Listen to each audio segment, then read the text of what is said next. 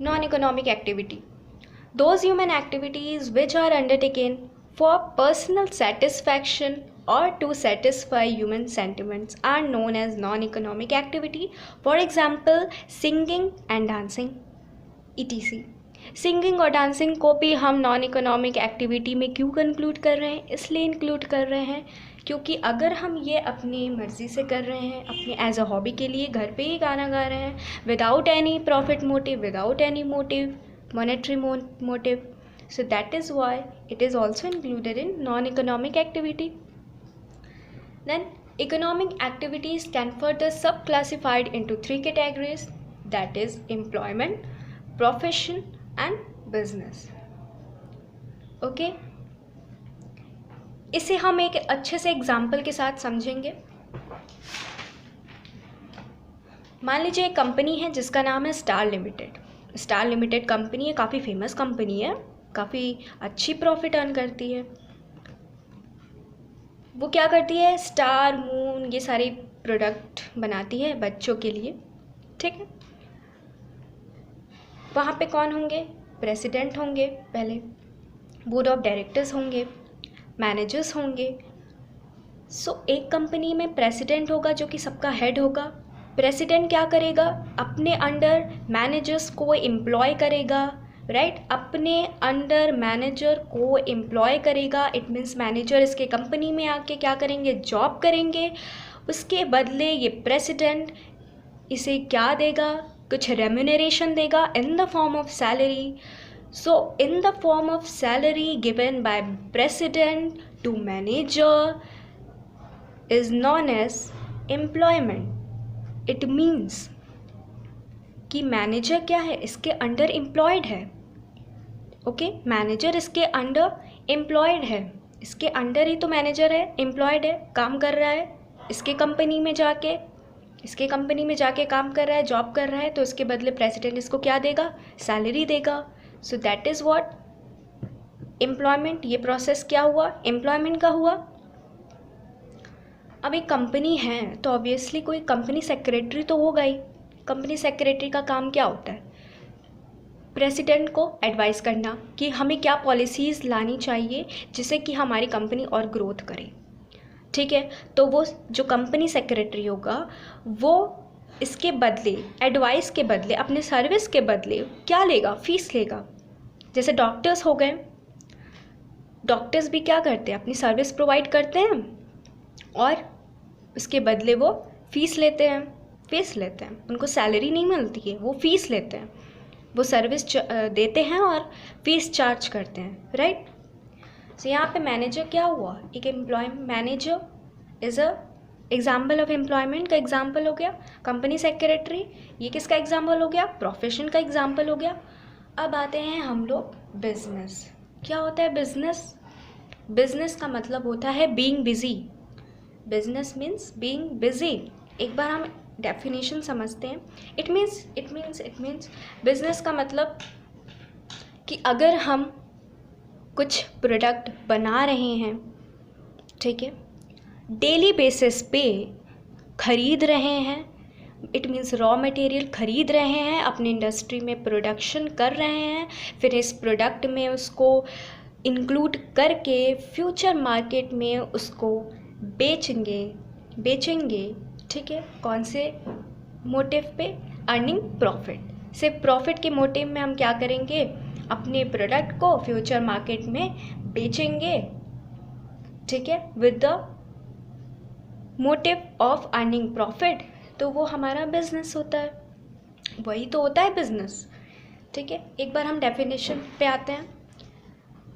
Employment, it refers to the occupation in which people work for others and get remunerated in return. So it refers to the occupation in which people work for others and get remunerated in return. For example, sales manager.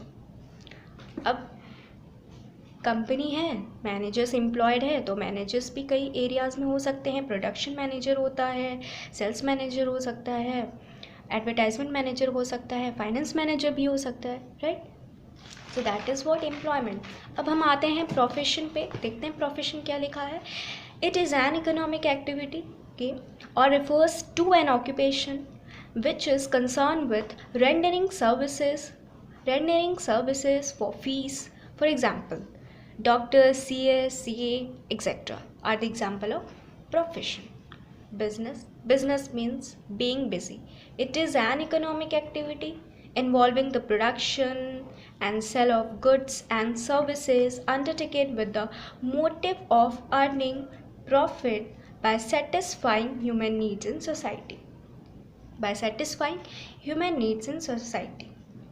Business तभी एक complete definition business की तभी होगी जब हम उसमें ये add करेंगे कि it is an economic activity. ठीक है, it is an economic activity जो कि प्रोडक्शन को इन्वॉल्व करता है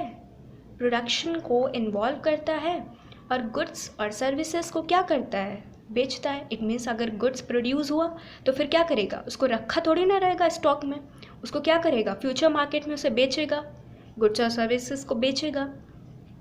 कौन से मोटिव पे, प्रॉफिट अर्न के मोटिव पे। बिजनेस मतलब profit by satisfying human needs in society. Okay, one more and important thing is that revenue and profit.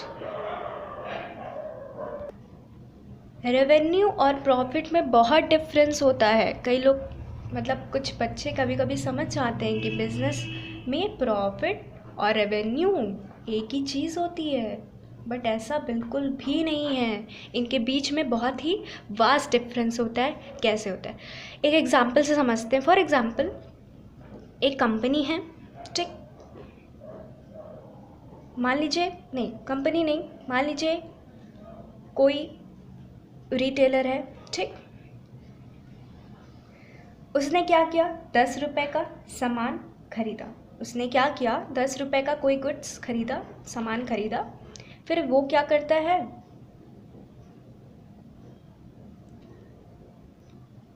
20 rupees में गुड्स को क्या कर देता है, सेल कर देता है। 20 रुपीज़ में गुड्स को क्या कर देता है, सेल कर देता है। तो यहाँ पे रेवेन्यू 20 रुपीज़ हुआ, बट प्रॉफिट कितनी हुई, ओनली 10 रुपीज़। प्रॉफिट उसको सिर्फ 10 रुपये होता है। क्यों? क्योंकि इसके पहले जो वो 10 रुपये का गुड खरीदा, तो वो 10 रुपये क्या होगा, उसका वहाँ पे कॉस्ट होगा ना, 10 रुपये वो कॉस्ट है। ठीक है, 10 रुपये क्या है, कॉस्ट है। और जब 20 रुपीज़ में उसने गुड्स को बेचा, तो फॉर्मूला होता है profit is equal to revenue minus cost. ठीक, मतलब जितनी रेवेन्यू हुई उसमें से कॉस्ट को अगर हम माइनस कर दे तो हमारी प्रॉफिट निकल जाएगी। हमारी क्या निकल जाएगी, प्रॉफिट निकल जाएगी। ठीक है, यही रहता है कि अगर मान लीजिए 10 रुपये का उसने गुड्स खरीदा, ठीक, उसने 10 रुपये का गुड्स खरीदा और उसने 30 रुपीज़ में क्या कर दिया, गुड्स को सेल कर दिया। ठीक, तो यहाँ पे रेवेन्यू कितनी जनरेट हुई, 30 rupees. 30 rupees is what, revenue. 30 रुपये क्या है, रेवेन्यू है। एंड उसमें से हम क्या करेंगे, 30 में से 10 रुपीज़ माइनस करेंगे। क्यों माइनस करेंगे, क्योंकि गुड्स को ख़रीदा भी तो मैंने, कुछ तो ख़रीदा, तो खर्चा तो हुआ 10 रुपये का ना। तो 30 रुपीज़ माइनस 10 जो हमारा कॉस्ट लगा, वो इज़ इक्वल टू 20। सो 20 ये हमारी क्या है, यहाँ पे प्रॉफिट है। और जो हमने 30 रुपीज़ में गुड्स को बेचा, वो क्या होगा, हमारा रेवेन्यू होगा। So that is why both are differ to each other. It means profit and revenue both differ to each other. Okay, so आज के लिए सिर्फ इतना ही। अब मिलते हैं अपने नेक्स्ट वीडियो में। Thanks for watching.